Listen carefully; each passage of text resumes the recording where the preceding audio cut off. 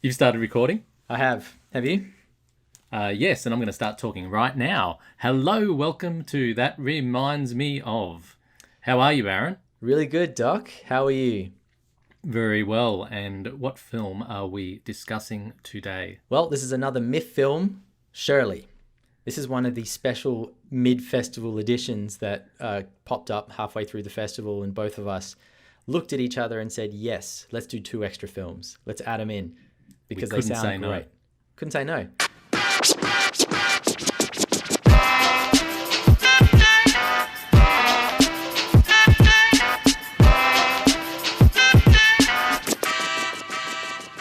And this particular film, Shirley, stars Elisabeth Moss, and that was one of the big reasons why I couldn't say no, because I just needed to know what her performance would be like in this film. So this is about Shirley. So why do you have She Dies Tomorrow as your Zoom background? So in the previous episode, we were talking about She Dies Tomorrow, and I had Shirley on in the background because I goosed it up. I muffed it up, had the wrong background. So this is what was meant to be in that previous episode. And now that you've mentioned it, I shall change my virtual background to the one that it's meant to be. There we go. Nice. It's a real change of tone. Elisabeth Moss. Okay, so shall we get into the synopsis of this wonderful film? Yeah, I think you take it away. I stumbled through the last one, so you can put me to shame with this one if you like. Well, I don't know if I'll be able to do much justice to it either, but Shirley follows the story, sort of, not really a biopic, of Shirley Jackson, the author. Yeah. And it's set. Do you know where it's set? Is it New Orleans? Is that, or is it somewhere? It's somewhere in the South in the US, and it felt New Orleans-y, or maybe Georgian. I didn't even think of the setting, to be honest. Let's say the United States. United States, Deep South. That's what I get.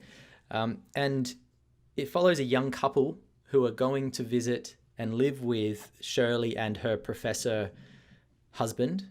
And they are going to essentially be helped to get set up in this town. The young couple's made up of the young man is a young professor who's just starting out, and then the young lady is she's studying herself, I believe, and the two of them are just full of youth. They've got a baby on the way. They're getting set up, and they're basically going to house in with this very established, very academic couple who are both just outrageous in their own ways. And what happens right from the outset is you learn that Shirley is very sort of kind of eccentric and introverted and depressed and very difficult, very edgy and sharp, and has something to say about everything. And it's not going to be an easy stay for the young couple. But before long, the relationships start to sort of split off. The two men are doing certain things at the university. Shirley and the young woman have all this time together, and a relationship blossoms between the two of them, and that just takes the film off to a whole new direction. And very dramatic. The whole film is very dramatic, very claustrophobic, high tension the whole way through. The characters are poised against each other in all sorts of ways, and it's just great. I loved it. It's difficult to give a synopsis of again, really, isn't it? Because like the last film we reviewed, it's more about relationships and themes and just feelings and that sort of thing, rather than a massive plot line. No, there aren't big plot points to sort of hang things on, are there? Yeah, if you had to pick a through line, it's Shirley's journey trying to write a novel and trying to uncover the mystery of this missing girl and what the story behind that is. Absolutely right. And I've left that completely out, but that is the sort of B story, I suppose. You've got the A story of the relationships of the people in the house, and then that's the B story, or you could flip it. I don't know. I think that might be a problem for me with the film, that it's hard to know what the A and the B story are. Like they very much intertwine, so they're all one and the same story, but I found it difficult sometimes to latch on to a feeling of a narrative flow. Interesting. Okay.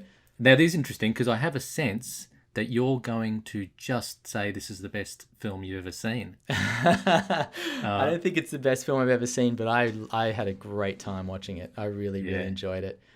I didn't have a problem with an A and B story. To me, it felt really clear that I was watching a woman who was deeply in trouble in Shirley, sort of finding herself through the story. And at the same time, the young woman who's very subservient at the beginning of the story and sort of finds herself saying yes to being at the whim of the men. By the end, she's just almost as wild as Shirley is and just, doing her own thing. So I just took that as, I just loved that storyline. I really enjoyed all the ins and outs. And to me, I found the story of the missing girl and the novel that was being written sort of a fun, pleasant B story that I was intrigued about but didn't care too much about at the same time. Yeah, that's fair. I think I didn't really enjoy it that much, I have to say. I watched it with my wife, and by the end of it, I was kind of happy it was over. And I turned to her for her opinion, and she loved it. Wow. And we started talking about it quite a bit afterwards, and I now almost want to rewatch it because some of the things that she liked, I had to give to her that I kind of liked as well. I don't want to hear that. I want to hear the things you didn't like. I want to hear you just get into it first before we talk about, before gloves I start off. Trying to talk you around. Yeah, gloves off. Let me know what you didn't like. Well, I think it kind of lost me in the first half again, a little bit like the last film. I just couldn't relate to anybody. I didn't really like the Shirley character. I didn't like the Rose character much. I didn't hate her. She just didn't move me one way or the other. Both men, well, the Rose's young husband, I didn't like him, couldn't relate to him. The only one that I was enjoying watching was probably Stanley, Shirley's husband. Professor Stanley, he was incredible. Yeah, I just thought he was giving me a little thrill with his unpredictable behaviours whenever he came on. But the relationship between Shirley and Rose was a bit lost to me up until something like halfway, when you started to see that transformation in them both, and they started to be a lot more just crazy unpredictability, like the scene where she pours the wine on the couch, and that sort of thing started to get me. But again, it was just a bit late, and I think when about halfway through, I had the distinct feeling that it was going nowhere, and then they kind of resurrected this plot line of the missing girl and the story, as if they're trying to tell us, hey, yeah, this is what the plot is, and they'd almost forgotten that, and suddenly it's the main thing. So it kind of got me back a little bit as of then, but just a little bit like my explanation here, I just found it all a bit wishy-washy and couldn't grab hold of clear themes or plot lines or characters. Wow. Well, I can respect that, but I don't agree with it at all. Which is fine, but I just found the relationships to be really interesting. They're not particularly unique. We've seen these characters before. We've seen these relationships and these sorts of love. I guess it's more of it's whatever it is. It's kind of a triangle plus one, but like we've seen this before. So there was nothing very surprising about it.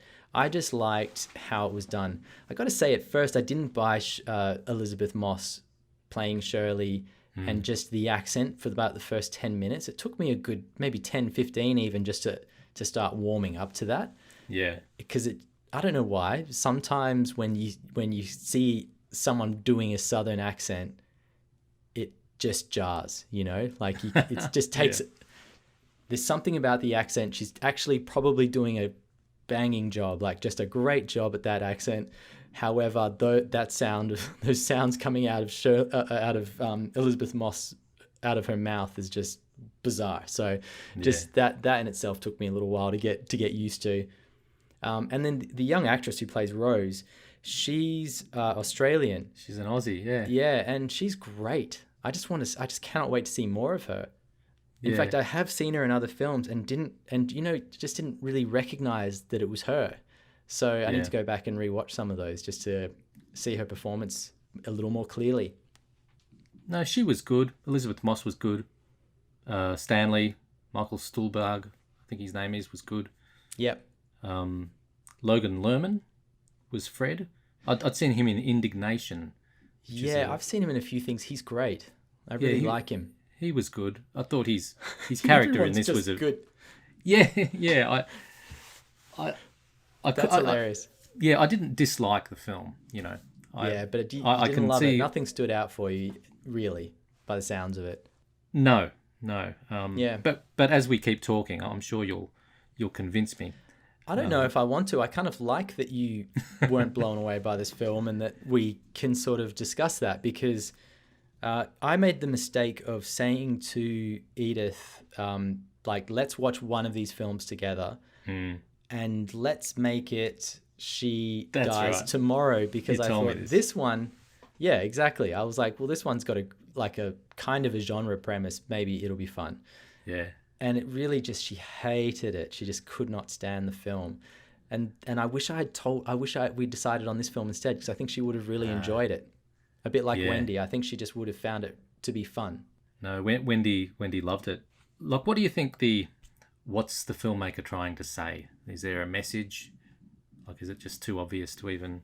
There's definitely something about sort of those traditional roles of women going on in there, and how Shirley, for her time, was not living one of those traditional sort of wife roles. She just wasn't that person.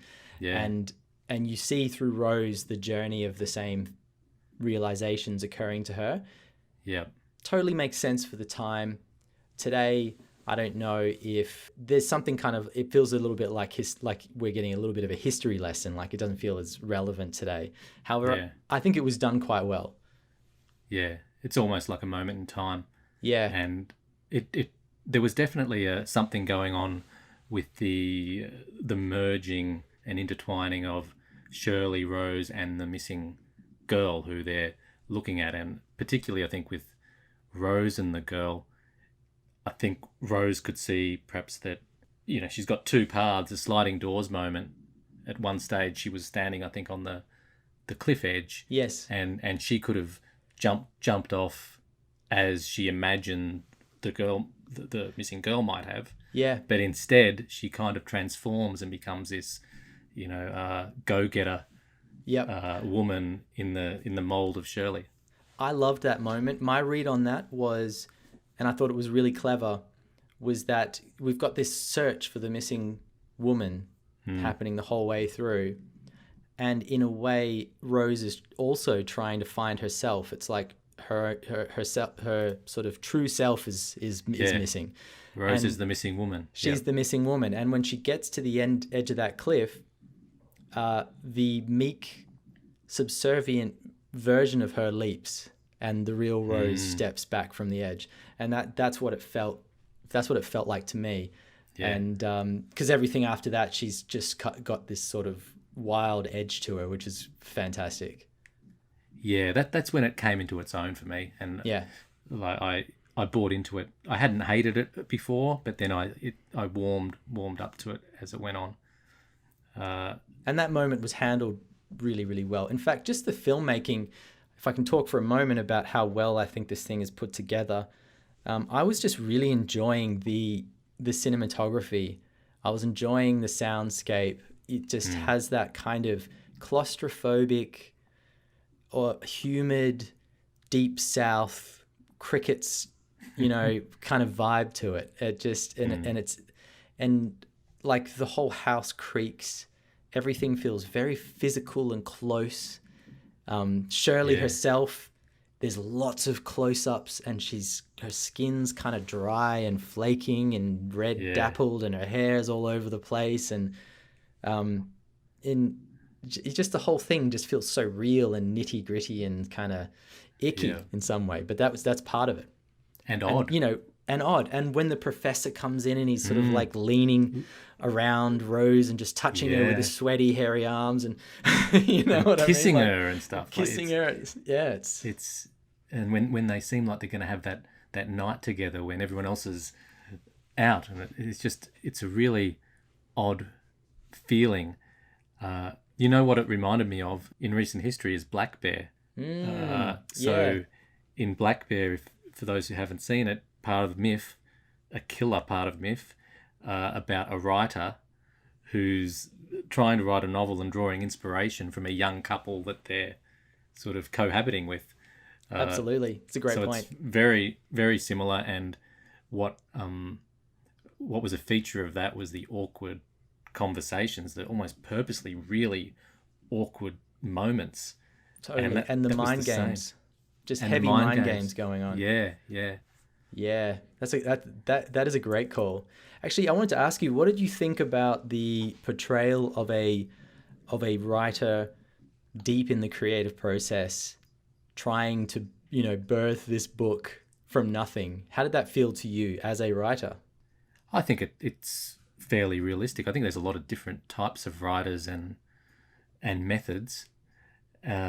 What struck me with this portrayal is I was never quite sure if she was writing the great American novel, or if she was just writing the shopping lists. Like I thought there was actually a chance that at the end of it, she was just writing nonsense. It was going to be all work and no play makes Shirley a dull girl. Yeah, that's correct. But I think that could have been great as well. Well, I would have liked that. Yeah. Although there was a moment that you've got this. So the whole way through the film, while she's writing this book, her professor, who just loves to judge, like that's his whole thing, right? He loves to be intellectual and judge the work and the perceived mediocrity of everyone else around him, right? And he keeps hinting at her sharing the manuscript. He's like, I'm here to read, just whenever you're ready. Give me some pages, I'll give you some thoughts, right? He's doing that the whole way through. And then at a certain point, she's acting kind of down, like she's not done a great job, and she gives him the book to read. And he's not even on camera. It's just her reaction as he reveals that he thinks it's just wonderful. It's the best thing she's ever written. And is she ready for the big times, basically? Yeah. And I thought that whole thing, was handled really well. And it probably is, maybe it's obvious to play that card, but I thought it was great at the same time. Well, I thought the magic in that scene was not just, him saying that she's brilliant. That's great. But the addition, there's a few edits here and there that we can make. I have some notes, of course. So even then, he can't bring himself to not... what a dick. Put his sort of man stamp on her work. Yeah, that's exactly right. So that was nice. He's a great character because you love him and hate him at the same time the whole way through. Yeah, really well developed, that character. I agree. Absolutely. So, any remind me ofs? Well, I said Black Bear. That was probably... It's a good one. The main one for me. You? Yeah, I had a couple. So, do you remember a film called Stoker that came out some years back? And this is a Park Chan-wook film. Is that that's not a vampire thing or something, is it? No, it's not. And I think it's commonly thought to be that. And it's actually sort of about the development of a serial killer. And it's just a great little psychological thriller. And I don't, it's been a little while since I've seen it, so I don't remember all the ins and outs of it, but the vibe of the film, the setting, the way the house is handled and the characters within it really, really reminded me of this film. And oddly, this is weird because you just mentioned vampires. Interview with a Vampire was another one that popped into my mind. And I was thinking of the South, and I was thinking of these houses and this sort of old world almost mentality, and Interview with a Vampire just like popped into my head.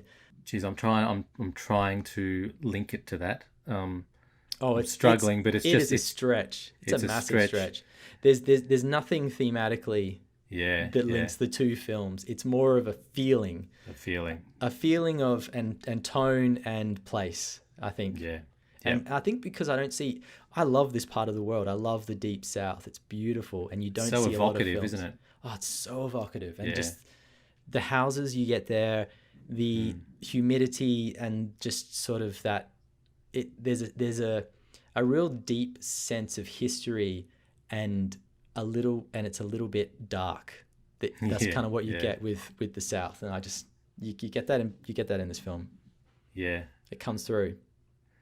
I didn't have any others, but I feel that there's others with that same sort of southern vibe and that feel that are just at the edges of my memory, and also just many about writers.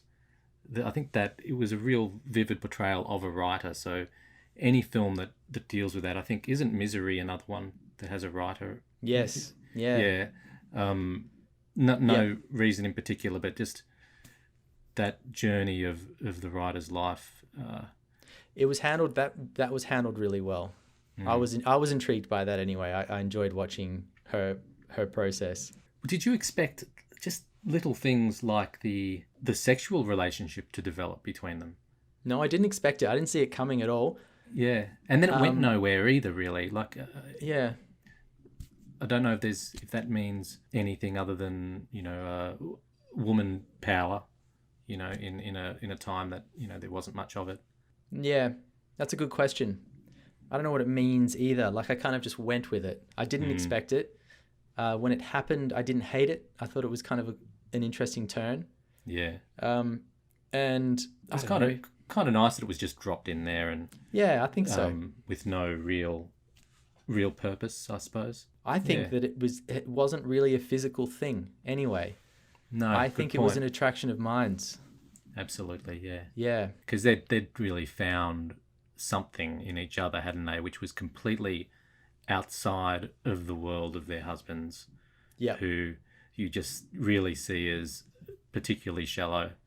They're both off just sort of stuck in their own little academic world, off philandering and treating their wives poorly. I know. I really loved it when...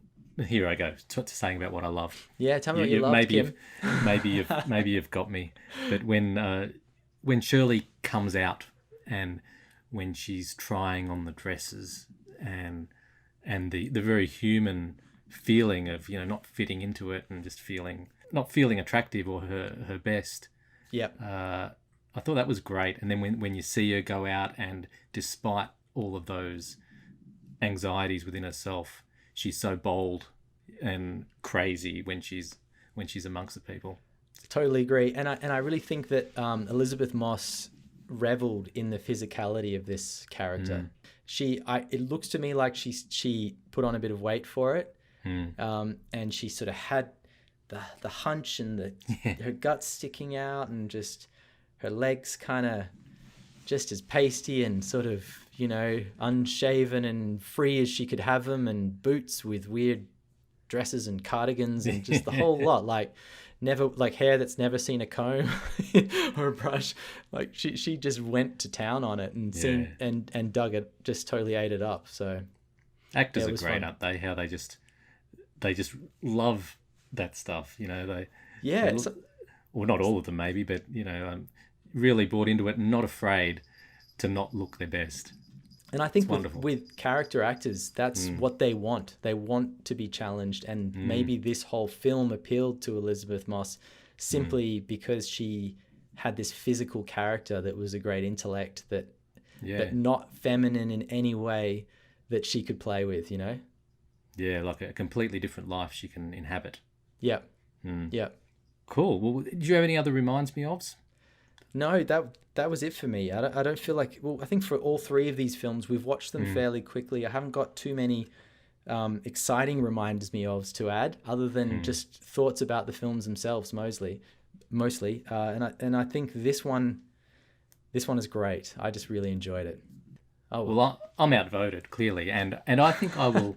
I think I'll remember it, and I think it will age well, I hope.